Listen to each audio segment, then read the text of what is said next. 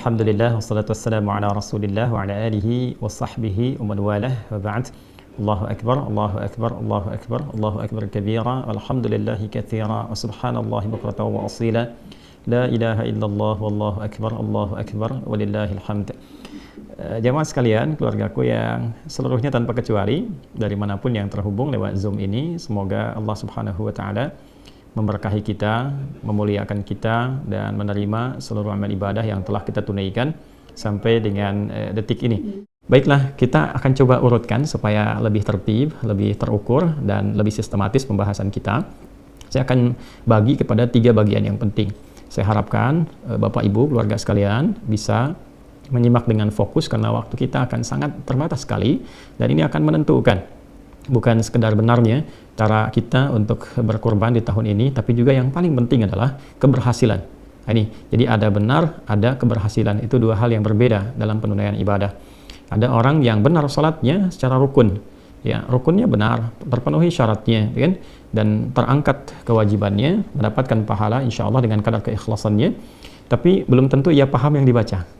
Belum tentu ia mengerti apa yang dilakukan, sehingga setiap hikmah dari bacaan dan gerakan itu karena tidak dipahami, tidak bisa diimplementasikan dalam kehidupan. Nah, itu artinya benar sholatnya tapi tidak berhasil mendapatkan hikmah, sehingga hal-hal yang bisa diraih saat di dunia ini sebagai dampak dari ibadah sholat itu tidak optimal. Demikian pada ibadah kurban juga. Ya, ada proses yang dilakukan secara benar, baik rukunnya, kemudian hal-hal terkait yang mengikuti syarat-syarat hewannya, ya. Namun ada hikmah yang besar yang penting kita ketahui, yang juga menentukan sebatas apa yang bisa kita dapatkan dari keberhasilan ibadah dimaksud. Baik, teman-teman sekalian, Bapak dan Ibu, saya ingin runtutkan dulu pada puncak nanti apa yang disebut dengan korban. Jadi ibadah ini, kalau kita perhatikan di kitab-kitab fikih, ya, termasuk juga dalam kitab-kitab hadis, proses penyembelihannya itu tidak disebut dengan korban. Tapi proses penyembelihannya itu disebut dengan udhiyah atau dzabah. Ya, jika disebut dengan udhiyah itu seakar nanti dengan kata duha. Artinya proses penyembelihan yang dilangsungkan di waktu duha. Karena itu idnya disebut dengan Idul Adha. Gitu ya. Ya, duha itu kurang lebih lah batas 2 tombak kalau matahari melewati batas terbitnya. Jadi kalau terbitnya disebut dengan masyriq, tempat terbitnya. Ketika melewati tempat terbit itu, saat masuk tempat terbit kan haram hukumnya salat, ya. Ya, sama dengan tempat terbenamnya. Jadi ketika lewat tempat terbit itu, ukuran bayangan itu 1 tombak, ya kalau dikonversi kurang lebih 1 jam lah dari tempat terbit itu. Nah, itu kita akan dapati di situ waktu syuruk, ya. Jadi kalau dari fajar ke 1 tombak itu 1 jam kurang lebih. Jadi kalau subuh misalnya sekarang di Indonesia bagian barat 4.37 misal saja, kan? Nah, maka kalau diambil 1 jam dari situ, ya 5.37 itu sudah masuk waktu syuruk. Nah, itu lewat 1 tombak dari waktu terbit. Jadi kalau misalnya diambil 1 tombak lagi, taruhlah diambil kemudian 15 menit atau 30 menit dari situ. Jadi kalau setengah 6 tambah 30 menit sekitar jam 6, ya. Nah, itu sudah masuk waktu duha. Jadi kalau tadi itu awal duha, kalau sekarang masuk ke awal ke pertengahan duha, sekitaran jam 6 sampai ke setengah 7. Ya, jam 6 sampai ke setengah 7. Jadi kalau kita ambil misalnya waktu salatnya berdasarkan mengacu kepada hadis Idul Adha itu ya 1 tombak, maka ditunaikannya kurang lebih bisa sudah mulai jam 6 kurang seperempat atau jam 6. Supaya apa? Supaya jam setengah 7 ke jam 7 itu sudah bisa menyembelih. Itulah sebabnya kenapa disebut udhiyah, disembelihnya itu di waktu awal duha, sehingga salatnya disegerakan.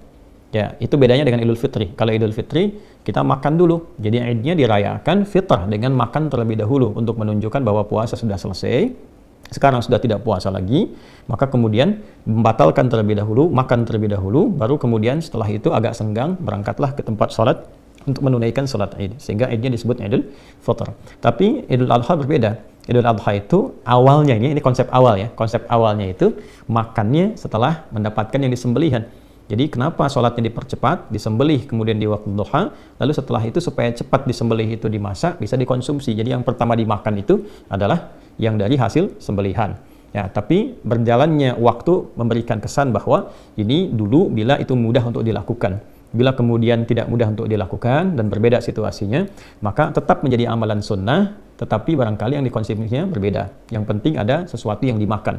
Jadi sunnahnya dari sebelum sholat Id itu tidak makan dulu. ya, baru setelah menunaikan salat Id makan sekedar untuk mengikuti tuntunan sunnah Nabi sallallahu alaihi wasallam. Bisa misalnya makan apa saja yang kira-kira bisa untuk dimakan. Yang saya ingin katakan adalah kenapa disebut dengan udhiyah, proses penyembelihannya ingin memberikan kesan bahwa sembelihannya berlangsung di waktu duha. Kemudian prosesnya sembelihannya disebut dzabah namanya. Dzabah itu untuk hewan yang dijatuhkan dulu. Jadi kalau ada sapi, kerbau, kambing, dan sejenisnya, kemudian akan disembelih, dan dia dijatuhkan terlebih dahulu, baru kemudian disembelih, itu disebut dengan dzabah, dari kata dzabaha. Tapi kalau hewannya tidak dijatuhkan dulu, ya, langsung disembelih dalam posisi dia berdirinya, biasanya unta yang seperti itu disebut dengan nahar. Di surat Al-Kautsar itu kita dapatkan kata nahar, inna a'tainakal kautsar fasalli li rabbika wanhar. Jadi spirit ayat ini ingin mengatakan kalau kita sudah diberikan oleh Allah karunia berlimpah, sudah sukses, kan? Jangan lupa sama Allah yang menitipkan. Toh kan sebelumnya kita berdoa, banyak minta sama Allah, begitu dikasih lupa sama Allahnya, ya. Maka cara mensyukuri semua nikmat ketika diberikan itu berbanyak konektivitas dengan Allah. Yang pertama adalah ibadah lewat fisik, salat, fasalli, banyak salat, tambah tahajud, tambah salat sunnah. Kemudian yang kedua, beribadah lewat harta. Yang enggak semua orang bisa lakukan, wanhar. Ya, di era Nabi itu menyembelih unta termasuk yang paling tinggi karena unta kan nggak semua orang bisa dapatkan, ya. Jadi maksudnya apa? Kalau sudah sukses, jangan murah dalam berbagi.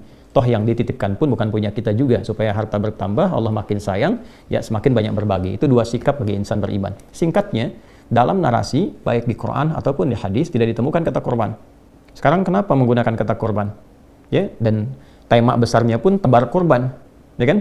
Bukan tebar hewan, dengan tebar korban, dan bukan tebar dzabah, bukan tebar udhiyah. Nah, di titik ini yang ingin saya garis bawahi, dan saya akan sedikit mengilustrasikan, barangkali juga sedikit berdiri supaya saya bisa menuliskan sesuatu yang Bapak Ibu bisa lihat, dan ini titik yang paling penting. Kalau tidak ada ini, saya tidak akan adakan Zoom. Ya, cukup bagi Bapak Ibu kemudian menitipkan barangkali, lalu kita berikan waktunya, lalu diberikan bimbingan doanya, dihafalkan, selesai. Tapi ini yang ingin saya pastikan, jangan sampai mohon maaf ya, usaha yang kita optimalkan baik dari hartanya kan tidak mudah itu untuk mendapatkan harta yang dimaksudkan, ya. Kemudian juga waktu dan sebagainya tidak sia-sia.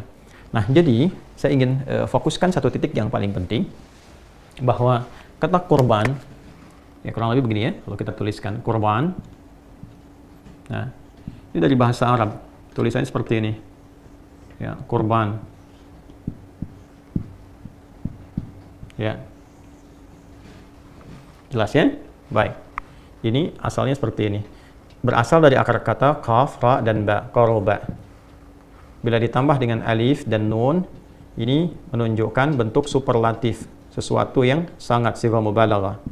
Ya, id qarraba qurbanan fataqabbala min ahadihima wa lam yataqabbal min al-akhar. Demikian di Al-Maidah itu. Perhatikan baik-baik. Fokus. Jadi korban itu asalnya bukan menyembelih. Ya, pada dasarnya dikata korba yang berarti dekat, ya. Kalau dijadikan bentuk superlatif, bertambah atau menjadi sangat, ya, maknanya, maka rumusnya menjadi seperti ini, fu'lan, u'an gitu ya. Ini menunjukkan sesuatu yang bertambah, sangat. Ghafara, mengampuni, ghufran, yang banyak ampunannya, ya. Jelas ya? Baik. Kemudian ada lagi yang pakai fathah, nggak pakai dhammah, kayak fa'lan, rahman, yang banyak kasih sayangnya. Kan? Nah, ini kemudian bentuk ini menunjukkan yang sangat dekat, yang banyak kedekatannya, sangat dekat. Nah, jadi ibadah kurban ini bila dikerjakan dengan benar, goalnya itu adalah membangun kedekatan yang lebih dengan Allah Subhanahu wa taala. Jadi orang yang mampu melakukan ibadah yang dimaksudkan, maka ciri kesuksesan utamanya itu bukan berapa banyak, berapa besar, ya, berapa berat hewan yang kemudian disembelih, tapi bagaimana ia bisa mengambil hikmah dari proses itu sehingga bisa membangun kedekatan lebih antara dirinya dengan Allah Subhanahu wa taala. Bahasa paling simpelnya adalah pasca ibadah ini dirinya menjadi semakin dekat dengan Allah. Nah, ukuran kedekatan itu kan nanti ada dua. Ya, yang pertama bertambah ibadah ritualnya sebagai bentuk ketawakalannya kepada Allah, konektivitasnya kepada Allah. Salatnya semakin bertambah, gitu kan? Bacaan Qur'annya semakin rajin, ya. Kemudian turunan-turunan yang kira-kira menghubungkan kita dengan Allah Subhanahu wa taala. Dan yang kedua adalah hablum minan nas. Jadi hablum minallah tadi yang pertama. Yang kedua hablum minan nas. Ya, bertambah baik dengan sesamanya, di keluarganya, hubungan dengan tetangga, kerabatnya dan sebagainya. Itu ukuran spesifiknya. Sehingga orang-orang yang punya kedekatan lebih dengan Allah Subhanahu wa taala, dua sisi ini pasti akan terlihat baik dalam menjalani kehidupannya. Ini gambaran pokoknya. Nah, sekarang pelajaran besarnya adalah bagaimana proses ibadah, sekarang kan sedang ibadah, yang sedang kita tempuh ini, ya Bapak dan Ibu sekalian, bisa menghasilkan satu goal, satu capaian yang tadi telah kita harapkan. Nah, karena itulah kemudian Nabi SAW memberikan langsung petunjuk yang detail sekali dari persiapan di hari pertama, hari kedua, hari ketiga, sampai menjelang hewan itu disembelih. Baik ya? Baik, sekarang kita akan ambil kepada aspek pokok langsungnya dulu ya.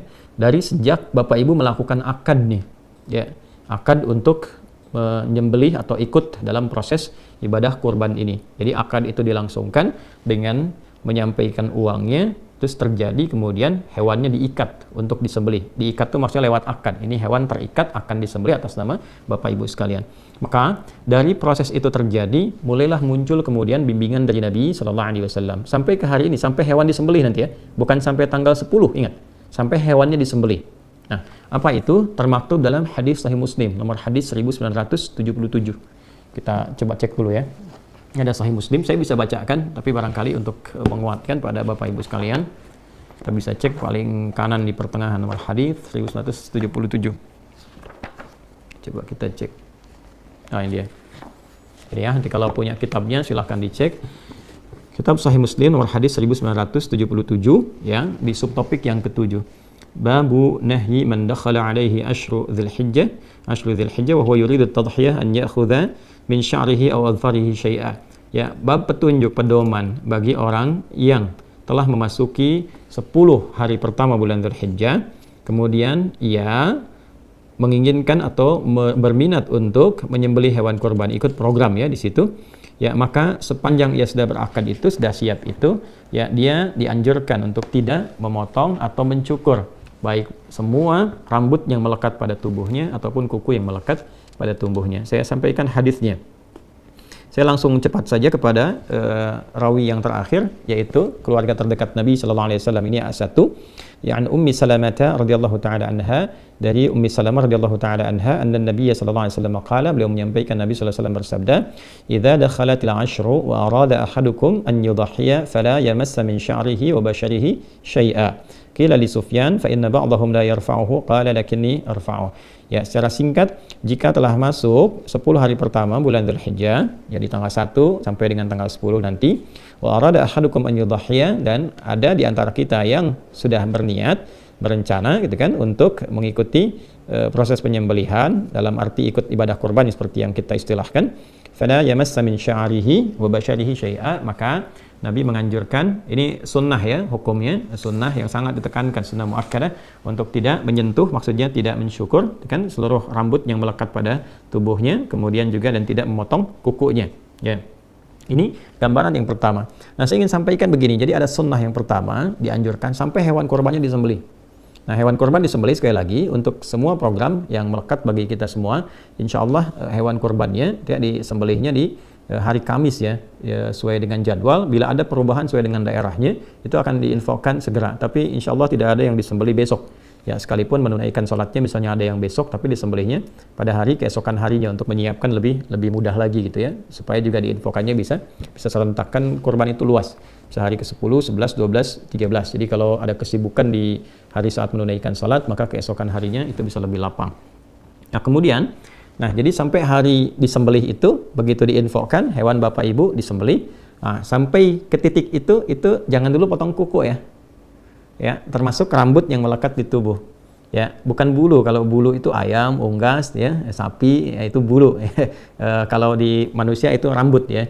Jadi tidak dipotong dulu, kuku juga jangan dulu dipotong dulu, ya. Ini jangan dulu dipotong, kemudian yang melekat di tubuh jangan dipotong dulu sampai nanti hewan korbannya itu disembelih. Nah, pertanyaannya kenapa? Ini poinnya. Kenapa? Karena nanti ada juga penafsiran lain yang dimaksudkan hewannya. Tapi kalau saya lebih cenderung kepada orangnya, bukan hewan. Saya ulang ya.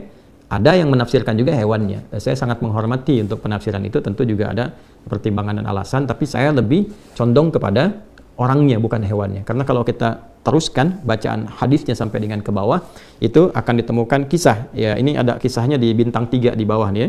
Kalau kita bacakan di sini kita akan dapati keterangan qala kunna, dikata Hasan al-Laitsi, kunna fil hammam qabila al-adha fattala fihi nasun faqala ba'du ahli al-hammam inna Sa'id bin al-Musayyab yaqra hadha aw yanha anhu falaqitu Sa'id bin al-Musayyab fadhakartu dhalika lahu faqala ya ibn akhi hadha haditsun qad nusiya wa turika. Ya kan? Nah, ini ada kisah dari Hasan al-Laitsi bahwa di era beliau itu menjelang Idul Adha, menjelang disembelih itu, teman-temannya sudah pada pergi ya, ke kamar mandi umum, kemudian ada yang sudah bersih-bersih, ya, ada yang mengecat rambut, ada yang cukur-cukur dan sebagainya, padahal hewannya belum disembelih. Maka diadukanlah kepada sahabat Sa'id bin al-Musayyab peristiwa itu yang mengetahui betul tentang hadis Nabi dimaksud, dikonsultasikan, ini benar enggak gitu, yang dimaksudkan apakah orangnya atau hewannya atau bagaimana. Maka komen beliau menyampaikan bahwa hadza haditsun qad nusiya atau riwayatnya qad turika. Oh, ini tidak tepat ya, ada hadis yang banyak dilupakan. Artinya apa? Yang dimaksud jangan dipotong dulu ya. Jadi ini asbabul wurud yang terkait juga dengan hadis dimaksud. Pertanyaannya kenapa? Ya, saya ulangi pertanyaannya kenapa? Disunnahkan ya, bukan hukumnya haram. Jadi kalau memang ada kondisi-kondisi yang memang harus dicukur misalnya tidak ideal dengan penampilan tertentu atau ada keperluan yang sifatnya lebih penting misalnya untuk dilakukan tapi penampilan tidak sesuai ya boleh-boleh saja, tidak ada masalah. Tapi yang dimaksud adalah ya ini yang ingin saya tekankan.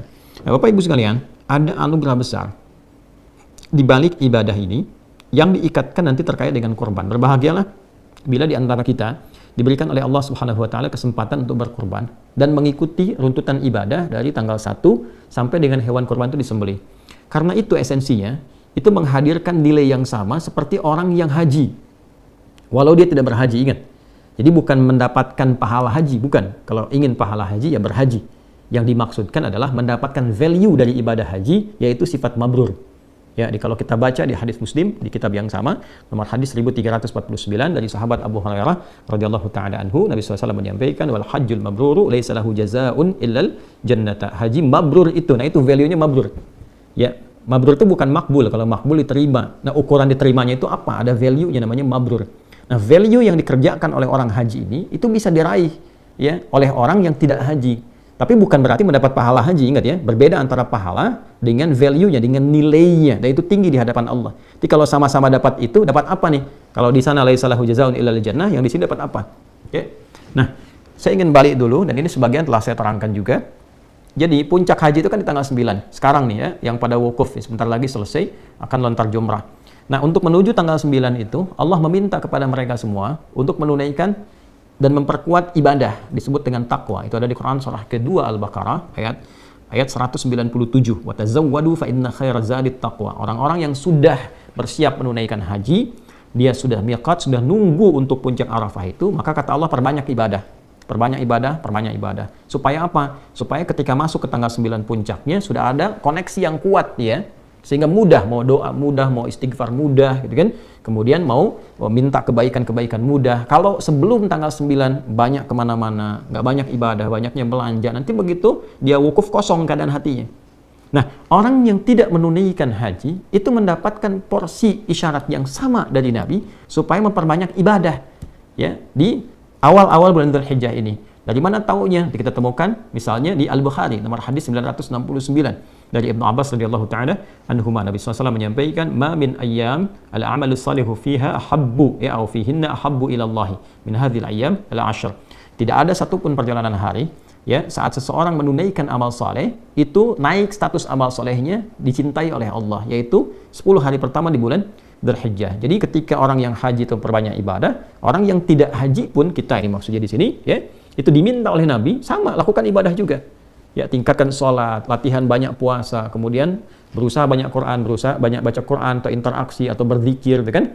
Untuk apa? Untuk puncak tanggal 9. Jadi di sana tanggal 9, di sini tanggal 9. Ini poinnya. Nah, di tanggal 9 itu ada apa? Kalau yang di sana wukuf, di sini puasa. Jadi kalau kita ambil yang di sana wukuf, di sini puasa. Puasanya kita bisa lihat misalnya di hadis riwayat At-Tirmidzi nomor hadis 749 ya, dari Nabi sallallahu alaihi wasallam. Beliau menyampaikan siyamu yaumi arafah anni ahtasibu 'ala Allahi ay yukaffira sanata allati ba'daha wa sanata allati qablaha. Ini poinnya penting sekali nih Bu ya, Bapak teman-teman sekalian. Jadi kata Nabi, puasa yang ditunaikan di hari ke-9 itu pada momen Arafah. Jadi yang di sana momentumnya, yang di sini itu harinya, hari dalam arti waktu. Jadi maksudnya apa? Waktunya tanggal 9 Boleh jadi ada yang sama, boleh jadi ada yang berbeda. Tapi kalau masuk di waktu itu, lakukan seperti orang yang wukuf amalannya. Ya, maksudnya apa? Kalau di sana hanya sekedar wukuf kan berdoa, minta ampun, beristighfar, muhasabah diri. Di sini pun bukan sekedar nahan lapar dan haus, tapi ikut muhasabah juga. Ya, ikut minta ampun kepada Allah. Jadi bukan puasa biasa. Ya, biasanya kalau saya suka melihat kapan di sana wukuf tuh jam berapa ya. Saya suka ukur tuh. Jadi saya ukur biasanya jam 5 ya setengah 6 menjelang maghrib waktu Indonesia, kan bedanya 4 jam. Jadi kalau 4 jam ditarik ke sana itu masuk zuhur. Jadi biasanya sudah masuk waktunya khutbah. Jadi begitu sholat sudah semuanya duduk. Nah di sini biasanya saya suka merenung, duduk menghadap ke arah kiblat kemudian bermuhasabah. Yang dimaksudkan kita puasa tanggal 9 ya, kemudian diisi dengan amalan-amalan seperti orang wukuf. Tapi yang wukuf itu yang di sana, bukan kita di sini. Ya, tapi amalannya bisa kita lakukan serupa. Dalam arti apa? Dalam arti muhasabah, introspeksi diri. Jadi tanggal 9 itu bukan sekedar nahan lapar, haus, tapi banyakin istighfar, banyak minta ampun kepada Allah, berdoa dalam kebaikan. Itu kesan nabinya. Nah, orang-orang yang mampu melakukan itu, ya, maka apa yang terjadi sekalipun dia tidak haji? Kata Nabi sallallahu alaihi wasallam, "Anni ahtasibu 'ala Allah." Aku sangat berharap, bermohon kepada Allah diberikan satu bonus tuh ya. Ya, pahala dapat dia, tapi apa yang bonus yang Nabi maksudkan di sini? Ayyukaffira sanatal lati ba'daha wa sanatal lati qablaha. Supaya Allah menjaga dia dari perbuatan-perbuatan maksiat setahun ke depan dan menggugurkan dosa-dosanya minimal setahun ke belakang. Ini menarik nih, ya. Jadi kalau berhasil tuh ibadah puasanya di tanggal 9 itu dan dia bermuhasabah, minimal kan kita mereview dosa apa yang pernah kita lakukan kan? Minta ampunan sama Allah, diingat-ingat, hubungan dengan Allah, hubungan dengan makhluk. Itu begitu minta ampun, tanggal 9 itu spesial. Makanya para ulama itu sangat meng-highlight sekali, ya, di awal Dzulhijjah itu 9 itu spesial. Kalau bisa sekalipun nggak puasa, tetap kita memperbanyak doa di situ. Misalnya ada di kalangan perempuan, akhwat yang sedang haid misalnya, tiba masa haidnya, walaupun tidak menunaikan puasa di dalamnya, tidak terhalang untuk berdoa. Perbanyak doa, perbanyak minta ampun, perbanyak istighfar di situ. Itu potensinya mahal sekali dan yang menyampaikan Nabi. Kan kita ini dinilai dengan iman kita, ya. Awas jangan bertanya, bisa begitu, tidak. Ini perkara iman. Karena itu kita beriman, kita meyakini apa yang disampaikan Nabi, maka manfaatkan. Ini semua ulama itu, kalau dalam tanda petik ya, kalau sudah dekat tuh sering teriak-teriak. Dalam tanda petik, teriak tuh maksudnya kencang mengingatkan. Jangan sampai luput, jangan sampai luput. Kalau luput nunggu tahun depan, gitu ya. Maka betul-betul optimalkan. Nah, di titik ini ketika kita memohon, maka turun ampunan Allah. Dosa-dosa yang lampau berpeluang diampuni. Ciri diampuni itu apa? Ciri diampuni, hilang kan kotornya, maka muncul baiknya. Nah, kalau benar dia seperti itu, dia akan dijaga oleh Allah sampai setahun ke depan tuh jadi orang baik. Lisannya baik, pandangannya baik, pendengarannya baik. Nah, kebaikan yang muncul setelah yang buruk hilang, itu disebut birrun namanya. Birrun. Kalau melekat pada pelakunya, disebut mabrur. Kenapa disebut haji mabrur? Karena haji yang dikerjakan dengan benar itu mampu mengentaskan sifat-sifat buruknya dan mentransformasikan, merubah dia jadi lebih baik. Sehingga disebut hajjul mabrur, hajinya, ya, bukan orangnya. Kalau hajinya berhasil, itu yang dimaksudkan Nabi itu. Kalau berhasil melekat pada orang, maka sifatnya mabrur. Nah, orang-orang yang tidak haji, tadi saya katakan, value dari mabrur itu bisa dia dapatkan. Dengan cara apa? Dia bisa isi sepanjang 1 sampai 9 ini untuk bisa mengevaluasi dirinya, begitu mendapatkan ketenangan, selesai puasa, ada perubahan dalam dirinya. Rasa tenang, rasa baik. Nah, itu yang dimaksud birrun. Kalau melekat pada dirinya, maka disebut dengan mabrur. Maka, apa yang bisa dia rasakan saat menjalani kehidupan, itu lebih baik ke depannya. Kontrolnya lebih baik. Mau bicara yang kurang bagus, dijaga jadi bagus. Memandang yang baik. Itu yang dimaksud hadis Nabi tadi, terjaga dari dosa sampai setahun ke depan. Ya, sampai ketemu lagi. Ya, ketemu lagi, Dzulhijjah lagi, tiap tahun dijaga sampai dia meninggal, insya Allah husnul khatimah. Ya, husnul khatimah. Nah, yang paling menarik hubungan dengan penyembelihan apa? Kalau selesai wukuf yang haji tanggal 9, itu kan bergerak tuh, ya, ke Mas'aril Haram atau dikenal dengan Muzdalifah. Ya kan? Dia berzikir kan, Quran surah ke-2 ayat 198, ya kan? Nah, laisa 'alaikum junahun an tabtaghu fadlan min rabbikum fa idza afadtum min arafatin fadhkurullaha 'indal masy'aril haram. Maka teman-teman yang di sana akan bergerak nanti ya ke arah Muzdalifah, kemudian di situ berzikir sampai menunggu nanti menjelang ke fajar, cari batu kan. Ya, lalu setelah itu ke Jamarat ya, melontar. Yang dilontar itu Aqabah tuh, yang besarnya. Ya, bukan yang wusta, bukan yang ula. Saya cepat saja kalau Bapak Ibu teman-teman dapatkan buku yang saya tentang umrah ya. Kalau ikut program umrah tuh ada buku yang kita berikan yang saya tulis langsung itu. Jadi kami jelaskan betul kenapa Aqabah, kenapa disebut wusta, kenapa ula, kenapa urutannya begitu gitu ya. Secara singkatnya begini, kalau Aqabah itu gambaran diri kita. Wusta itu lingkaran dekat. Ula itu faktor terjauh, lingkaran luar. Ya, yang terjauhnya. Jadi kadang-kadang yang membuat diri kita itu kurang baik, kurang dekat dengan Allah, yang pertama adalah ketidakmampuan mengontrol diri sendiri. Nafsu aqabah itu gambaran dari nafsu. Jadi kalau marah itu bukan karena faktor luar pada umumnya, tapi lebih karena ketidakmampuan mengontrol emosi di dalam. Nah, kalau ini baik, kadang-kadang sudah baik nih, tapi mendapatkan lingkaran sekitar yang dekat yang kurang bagus. Ya, misalnya tetangga, misalnya sikap kurang baik, atau bergaul dengan teman-teman dekat kurang bagus, ya. Atau teman-teman dekat bagus, di keluarga bagus, tapi ditempatkan di tempat kerja, ketemu teman jauh, kena pengaruh yang kurang bagus. Yang dekat itu disebut dengan wusta, lingkaran sekitaran, ula itu yang terjauh. Walal akhiratu khairul laka minal ula. Aqabah itu pribadi. Karena itu, dari Muzdalifah, yang dilontar itu bukan yang wusta, bukan yang ula, tapi yang aqabah. Dan perhatikan kalimatnya, Bismillahirrahmanirrahim. Bismillahirrahmanirrahim. Bismillahirrahmanirrahim sampai 7 kali. Setelah itu menghadap ke arah Ka'bah, ya, ke Masjidil Haram, lalu berdoa, ya kan? Inni wajjahtu wajhiya lilladzi fataras samawati wal arda hanifan muslima wa ma ana minal musyrikin. Inna salati wa nusuki wa mahyaya wa mamati lillahi rabbil alamin. La syarika lahu bidzalika umirtu wa ana minal muslimin. Baik. Perhatikan baik-baik. Begitu dilontar, lontaran itu dimohonkan dengan doa untuk menggugurkan sifat buruk yang ada dalam diri. Menggugurkan keburukan yang ada dalam nafsu. Baik ya? Ini kuncinya dulu satu ya. Jadi begitu dilontar, diharapkan kan sifat buruk itu di nafsu, lawannya takwa. Ya, nafsu itu nama lainnya fujur. Fujur itu lawannya takwa. Di Quran surah ke-91 ya, ayat 8. Fa'alhamaha fujuraha wa taqwaha. Ya kan? Jadi kalau di takwa ada jujur, di sini ada dusta. Kalau di sini ada sabar, di sini ada amarah gitu. Nah, ini yang direndam. Begitu dilontar ini naik.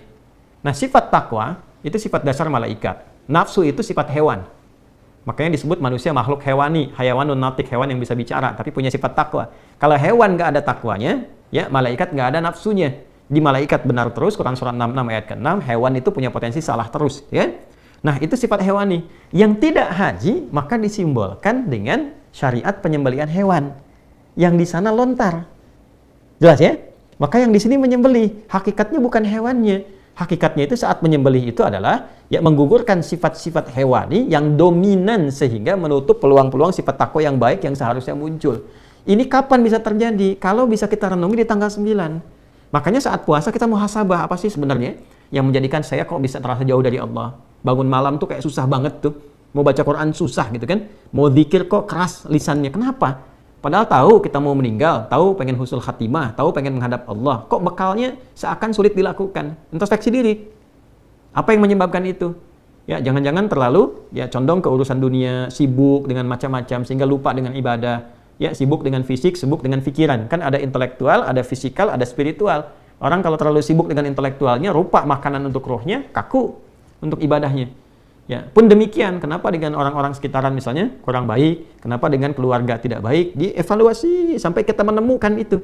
Maka kita bertekad dari dalam diri kita. Kalau kita mengandalkan orang kan susah kan? Tapi kalau kita bisa dalam diri kita benahi, maka untuk datang ke masjid, untuk ibadah, untuk sholat itu lebih mudah. Ya, untuk mengatakan sesuatu yang baik itu lebih mudah sepanjang kita lebih bisa membuka hati. Ya, kan take off itu kalau tenaganya kuat bisa terbang sendiri kan? Ya, makanya apa yang harus dilakukan? Ketika yang di sana melontar, di sini menyembelih. Dan tidak semua orang bisa memiliki ya sesuatu untuk disembelih. Jadi berbahagialah ketika kita diberikan kesempatan oleh Allah untuk bisa menyembelih dalam arti untuk menunaikan ibadah ini, itu mahal. Itu mahal sekali hikmahnya. Tapi jangan sampai berhenti di sekedar saya pesan ya, sekian. Bukan itu yang diinginkan. Ya, kalau cuma begitu ya Bapak Ibu bisa lakukan dimanapun. Yang ingin saya tekankan adalah jangan sampai gagal saat itu disembelih.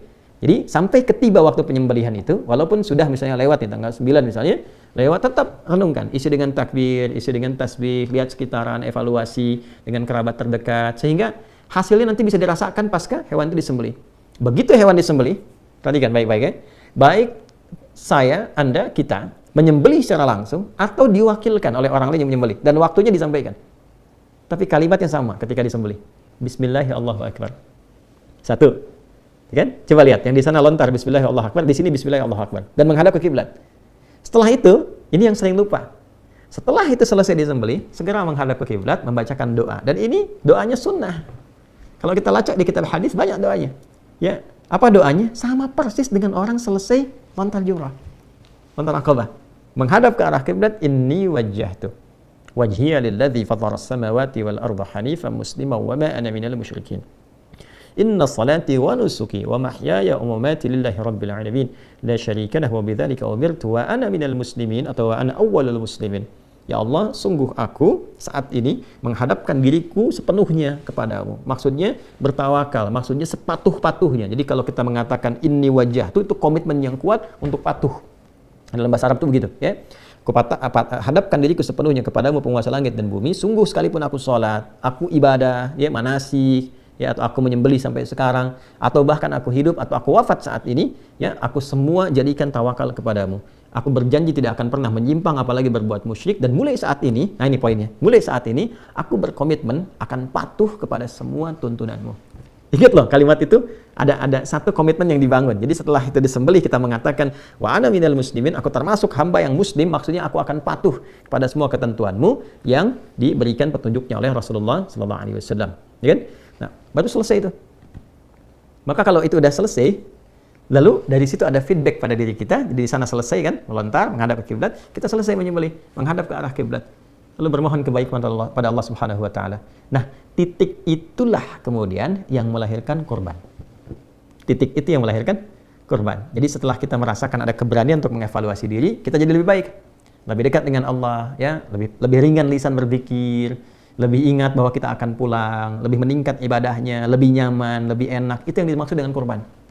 Ya, makanya ibadahnya, kenapa para ulama memperkenalkan nama kurbannya bukan penyembelihannya, untuk memberikan kesan pengingat yang kuat kepada kita, yang diharapkan itu perubahannya, bukan sekedar hewannya. Kalau mau nyari pahala, dengan hewannya sepanjang ikhlas, sumbernya bersih, pahala dapat. Tuh, mau nyari pahala. Tapi kalau kita mau mencari lebih dari situ, supaya mendapatkan percikan keberkahan dari ibadah itu, maka urutan ini setidaknya kita bisa optimalkan. Ya, jadi saya sangat berharap Bapak Ibu sekalian di sesi ini kan pembekalan menuju ke penyembelihan. Saya harapkan kepada kita semua, ya, dengan izin Allah Subhanahu wa taala, sambil kita saling mendoakan. Yang pertama, coba kita ikuti sunnah-sunnah yang tadi Nabi tuntunkan, karena ini setahun sekali dan tidak semua punya kesempatan seperti ini. Ya, tidak semua punya kesempatan yang serupa. Jadi syukuri ini dengan cara kita optimalkan. Yang kedua, kita saling mendoakan dulu untuk semua supaya Allah kasih kemudahan, ya. Ringankan berbagi, doakan yang di sana, yang di haram, gitu kan, supaya mendapatkan kemudahan dari Allah, diterima ibadah hajinya, gitu kan, lapangkan. Jadi mendoakan orang lain itu melatih hati kita supaya lunak. Kalau hati kita sudah lunak, sudah enak, itu masya Allah, itu mudah sekali untuk dibawa zikir, ya, dibawa kepada hal yang baik. Lalu minta sama Allah menguatkan diri kita, ya. Ya muqallibal qulub, tsabbit qulubana ala dinik, ala iman, ala istiqamah, ala tawakkul ilaik, gitu kan, minta kebaikan. Setelah itu isi perbanyak dengan, kalau kita lihat di Musnad Ahmad itu dengan takbir, dengan tahmid, dengan tasbih, dengan tahlil, sampai kemudian masuk di penunaian salat, ya, sampai kemudian disembelih bahkan di 3 hari terakhir. Karena bentuk syukurnya, ya, bertambah takwanya. Jadi kalau nanti selesai kurban, itu ukuran pertamanya nanti 2 hari setelah itu. Jadi begitu selesai kurban, 2 hari, makanya disebut hari tasyrik kan. Hari tasyrik itu, ya, itu 2 sampai 3 hari kan, 11, 12, 13. Standar kecilnya 2 hari. Quran surah ke-2 ayat 203. Wadhkurullaha fi ayyamin ma'dudat faman ta'ajjala fi yawmain. Itu disebut nafar awal, ya. Kemudian ada yang nafar akhir, ya, ada nafar akhir ditambah dengan 3 hari. Intinya apa? Ada ujian tuh di 2-3 hari itu, merasa kenikmatan enggak? Ya, merasa senang ibadah enggak? Tambah enggak? Ya, hubungan baik enggak dengan sesama dan sebagainya. Kalau kita dapat itu ciri pertama bahwa kurban kita bukan sekedar diterima oleh Allah, tapi ada berita baik bahwa kurban itu telah memberikan perubahan dan keberkahan dari sisi Allah kepada kehidupan kita. Nah, tapi untuk siapa? Limanit taqa. Coba baca Quran surah kedua ayat 203 tuh, paling kiri sebelah atas. Wadhkurullaha fi ayyamin ma'dudat faman ta'ajjala fi yawmayn fala itsma 'alaihi wa man ta'akhkhara fala itsma 'alaihi limanit taqa. Ya, jadi yang di sana mabit di Mina, ya kan? Di mabit di Mina itu kan untuk mengevaluasi diri, nambah ketaatan enggak? Yang di sini, ya, sama, mengevaluasi pasca penyembelihan, walaupun sedang liburan. Liburan tuh ingat sholat gak? Masih bisa tahajud gak? Masih bisa baca Quran gak? Terus perubahan kebaikan, interaksi kita nambah gak? Nah, itu esensinya. Ya, jadi itu hal yang paling penting. Kalau yang lain-lain saya kira standar untuk semuanya, tapi lebih kepada kurban itu kenapa kita ambil judul besar tebar kurban, supaya rasa kasih itu semakin menyebar, kebaikannya semakin meluas, dan kedekatan kepada Allah Subhanahu wa taala semakin tinggi, semakin baik, ya. Itu kira-kira gambarannya. Jadi kita berharap dosa diampuni. Kayak sama, saya pun belum bersyukur, ya, sama persis. Jadi begitu sudah disembeli baru kita bersih, kita berharap. Supaya apa? Kata sebagian ulama, supaya Allah mengampuni semua bagian tubuh kita dan semua bagian sampai rambut dan kuku sebelum terpisah kita potong. Barangkali ini pernah bermaksiat, ya kan? Kemudian bagian ini pernah bermaksiat. Jadi sebelum dicukur, sebelum dipisahkan, ini Allah sudah ampuni. Jadi bersih saat dipisahkan dari bagian tubuh kita. Nah, itu diantara hikmahnya. Ya, ini hal yang terkait dengan pembelajaran, pembekalannya, saya kira sangat jelas sekali ya untuk bisa dipahami dengan baik. Tinggal teknis, baik ya. Di lapangan, Bapak Ibu sekalian, alhamdulillah sudah ditebarkan hewannya, tinggal menunggu waktu penyembelihan. Dan saya secara pribadi memonitor secara pribadi. Dan alhamdulillah tahun ini jadi semakin luas. Mudah-mudahan dengan keikhlasan saya sangat mengajak pada kita semua, kita berusaha ikhlas. Ikhlas itu sudah melapangkan semua apa yang telah dikerjakan, tawakal pada Allah. Jadi hasilnya serahkan pada Allah. Yang penting kita sudah ikhtiar, ya. Nah, ini yang akan menentukan penilaian Allah Subhanahu wa taala pada kita semua. Nah, poin terbesarnya alhamdulillah hari ini di tahun ini maksudnya semakin meluas dan semakin beragam untuk penerimanya. Kalau kemarin itu kita fokuskan ke daerah-daerah tertentu, kita hanya batasi 100, sekarang kita buka ada sekitar 210 kambing. Kemudian sapinya ada 11. Itu pun saya minta cukupkan dulu karena mengingat waktu untuk koordinasi. Jadi kita tidak sembarangan. Ya, kita betul-betul kami minta timnya datang ke lokasinya, memastikan dibikin kemudian tandanya betul-betul orangnya itu tertulis dengan benar, setiap hewannya diserah terimakan. Ada kemudian panitia setempatnya diberi arahan lagi. Jadi semua terkoneksi. Ya, dan dokumentasi dan semuanya. Dan yang paling penting waktu supaya bisa diinfokan saat akan disembelih. Alhamdulillah saat ini jadi ada kita bagi tiga bagian ya. Ada bagian pertama, wilayah-wilayah yang dalam tanda petik ya, ada wilayah fuqara ya, orang-orang yang butuh perhatian gitu kan. Yang kedua adalah yang korban gempa, khususnya wilayah Cianjur yang kemarin dan sekitarannya itu, ada yang masih mengungsi, ada yang masih di tenda sebagian dan sebagainya. Yang ketiga adalah imigran yang memang di bawah UNHCR yang saat ini dan memang sangat memprihatinkan juga. Itu ada satu wilayah yang nggak perlu saya sebutkan karena kita sedang sekarang tersambung dan live Zoom. Ya, itu ada mereka beberapa negara yang memang sangat sulit untuk menemukan daging apalagi. Jadi kita supportkan ketiga bagian ini dengan 4 atau 5 wilayah berbeda. Jadi bercabang tapi kita sampaikan juga update-nya dan ada penanggung jawab di setiap wilayah-wilayahnya sampai ke orang per orangnya. Insya Allah rapi tersusun di bagian-bagiannya. Tapi yang paling penting disampaikan adalah hewannya, Bapak Ibu sekalian, itu disembelihnya di hari Kamis. Saya ulangi ya, hewannya disembelihnya di hari apa? Kamis, ya.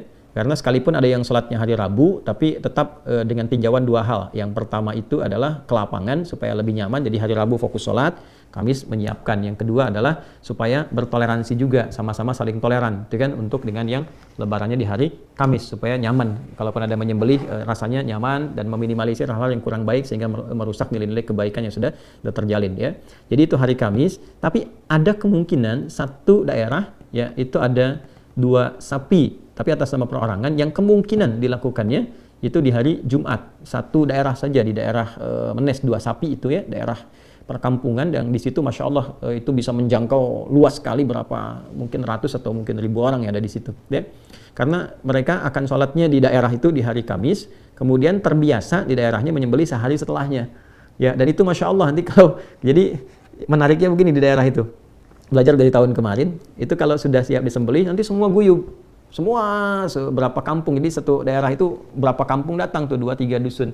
Jadi nanti mereka makan sama-sama pakai alas pisang dan sebagainya. Jadi mereka sudah sembelih, mereka doakan sohibul korbannya, lalu makan sama-sama kampung itu. Ya, Masya Allah. Jadi ada yang dibawa pulang, ada yang makan di situ bareng-bareng ke semuanya. Lalu setelah makan mereka mendoakan orang yang berkurban dan sebagainya. Itu luar biasa. Yang penting diketahui waktunya. Jadi kalau nanti sudah diketahui waktunya kapan ya dan diinformasikan, mungkin nanti ada yang tersambung juga ya pada saat itu. Nah, Ibu Bapak langsung bisa melakukan seperti tadi yang saya sampaikan ya. Misalnya Bu, korbannya Ibu atau Pak, korbannya Bapak disembelih jam sekian ya. Kan? Maka di saat yang sama, begitu disembelih saat yang sama menghadap ke arah kiblat. Saya ulang ya, menghadap ke arah kiblat, Anda mengatakan inni wajjahtu wajhiya lilladzi fataras samawati wal arda hanifan musliman wa ma ana minal musyrikin. Inna salati wa nusuki wa mahyaya wa mamati lillahi rabbil alamin la syarika lahu wa bidzalika umirtu ana minal muslimin. Bacakan ini. Kalau biasa yang iftitahnya pakai yang wajah tu ya, ini tinggal tambahkan inni wajah tu, itu lebih mudah sampai ujungnya. Setelah itu silahkan berdoa. Menghadap ke arah kiblat, singkat aja berdoa. Ya, minta diampuni dosa, minta dilancarkan rezeki, minta oleh Allah diberikan sisa hidup yang baik, diwafatkan dalam keadaan husnul khatimah. Minta itu. Saya mohon sebesar-besarnya, minta. Ya, jangan dianggap ringan ya. Mohon minta. Sekali lagi, mohon minta. Itu setahun sekali tuh. Ya. Sekalipun Anda misalnya sekarang yang Zoom-nya ada yang hanya dibuka, dengar apa, tapi mohon untuk yang satu ini, tolong minta ya. Jadi tanya kepada panitia di lapangan, yang saya hari apa, jam berapa. Jelas ya? Baik, setelah itu silahkan potong kuku. Ya, kalau ada yang laki-laki misalnya mau cukur kumis atau apa dirapikan, persilahkan. Silahkan sambil potong itu juga ya minta ampunan pada Allah Subhanahu wa taala. Misalnya Allahumma gfirli atau rabbighfirli ya boleh. Kalau mau dilekatkan dengan orang tua silahkan rabbighfirli wali walidayya warhamhuma kama rabbayani shaghira boleh sambil potong. Ya. Ya, saya mau ajarin sedikit ya cara potong kuku nih di sunnahnya. Jadi kalau mau potong kuku, ini sunnah ya, sekalipun tidak di hari-hari awal Idul Adha, misalnya di hari Jumat, untuk laki-laki dan perempuan. Ini mulainya tangan kanan. Yang ini, yang jari telunjuk dulu. Saya ulang ya, kalau mau potong kuku dari sini, yang tangan kanan, jari telunjuk, ini sunnahnya. Sudah? Kemudian setelah itu, baru diurut. Kelingking, yang ini, ya, jari manis ya. Yang lain asin ya. Yang ini kelingking, lalu jari ini, apa manis namanya. Kemudian ini jari tengah, lalu jempol. Saya ulang ya, telunjuk dulu yang ini, lalu kelingking, ini, jari manis, jari tengah, ke jempol. Lalu pindah ke sini. Sama urutannya. Ini dulu. Yang telunjuk dulu. Ya, nanti ada yang versinya jempol, kemudian baru kelingking, ke sini. Ada yang sama persis, telunjuk, kelingking, ke sini, baru kemudian jempol. Intinya mulai yang kanan, telunjuk dulu. Ini kayak sederhana ya. Kayak sederhana sekali. Sederhana. Ya, jangan, tapi ini nilainya mahal sekali. Yang pertama, kalau dibiasakan begini, ini ikut sunnah Nabi SAW. Dan ada pahalanya. Yang kedua dampaknya, tangan ini terjaga dalam kebaikan. Ya nanti sisi lain kalau belajar tentang, kan di kita itu belajar lengkap. Ada tentang bab kepala, ada bab telinga, bab mata, bab lisan, sampai ke jari, sampai ke kelingking, sampai ke semua. Ini ada babnya sendiri. Nah itu ada petunjuknya, baik di ayat ataupun di hadis. Ada. Ya, dan ini akan bicara di hari kiamat nanti. Kalau kita baca Yasin kan, kalau biasa baca Yasin malam Jumat, ayat Al-Kahf ya. Al-yawma nakhtimu ala afwahihim fatukallimuna aydihim. Nah aydihim itu yang mana? Yang ini. Ya karena ini yang sering dipakai. Kalau bikin status kan pakai ini kan, bukan pakai ini. Ya kan? Pakai ini kan. Nah, ini yang makanya di dunia pun fingerprint yang bicara. Ya, sidik jari yang bicara. Nah, ini nanti ada kaitan dengan itu. Jadi, gambaran kalau mau potong kuku. Jadi, silahkan begitu sudah diketahui waktunya, ya, Bapak Ibu nanti akan dihubungi panitia atau silahkan bertanya. Ya, kan karena kita ada kan call center juga, semua datanya sudah urut, ya. Sekali lagi alhamdulillah hewan-hewan terdistribusikan hari ini, kecuali satu wilayah untuk yang imigran itu besok baru nyampe di wilayahnya. Insya Allah setelah sampai keesokan harinya, jadi semua hari Kamis semua akan disembelih, kecuali tadi yang kemungkinan ada 2 sapi atas nama siapa yang kemungkinan mungkin di hari Jumat ya. Jadi silahkan nanti menghadap ke arah kiblat, doanya tadi sudah saya sampaikan, lalu potong kuku seperti yang saya utarakan tadi caranya. Setelah itu selesai, tinggal perbanyak takbir ya, lalu diisi dengan tasbih, tahmid, tahlil di 2 hari pasca itu sampai mendapatkan ketenangan. Jadi bukan berapa banyaknya, tapi baca sampai hati kita tersentuh, merasakan kenikmatan lewat itu sehingga terjadi perubahan. Nah, itu yang dimaksud kurban. Ya, karena itu kami buka programnya kurban, bukan penyembelihan. Ya, kan semua mudah-mudahan berhasil. Ya, saya kira itu Bapak Ibu sekalian, semoga semua dirahmati oleh Allah Subhanahu wa taala. Semoga dilancarkan dan dimudahkan. Ya, selebihnya silahkan nanti tersambung dengan panitia teknis di lapangan yang memudahkan segala hal terkait dengan pedoman yang kita bahas bersama itu bisa lancar dan baik. Dan terakhir sebelum saya tutup, bagi yang hewan kurbannya ditujukan dalam niatnya untuk orang lain, ya baik itu misalnya orang yang telah meninggal atau kerabat, ya atau juga kemudian misalnya untuk keluarga, maka tidak ada bedanya. Jadi setelah kemudian diinfokan menghadap ke arah kiblat, inni wajjahtu sampai dengan wa ana minal muslimin atau wa ana awwalul muslimin. Setelah itu berdoalah untuk orang yang diniatkan sesuai dengan hewannya itu. Kalau ayahnya telah meninggal, ya Allah ampuni ayahku, berikan cahaya di dalam kuburnya, berikan tambahan rahmat, ya atau untuk ibu atau untuk keluarga besar, berdoa untuk keluarga keseluruhannya. Ya, itu catatan terakhirnya.